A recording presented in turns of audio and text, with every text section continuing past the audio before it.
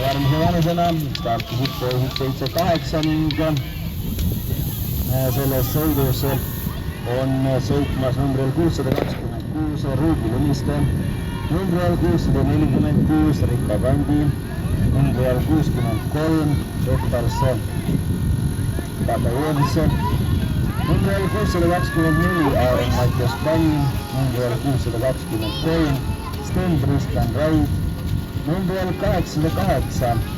Kaiser Kotku ning numbril 350 Artur Robert Brunis. Nii et noormehed tulevad väga ühtlaste vahedega enne lõpuhirget ja tundub, et kahe esimese hirgega on otsustatud siis ka selle esimese sõidu lõpptulemuste järjekord. Ning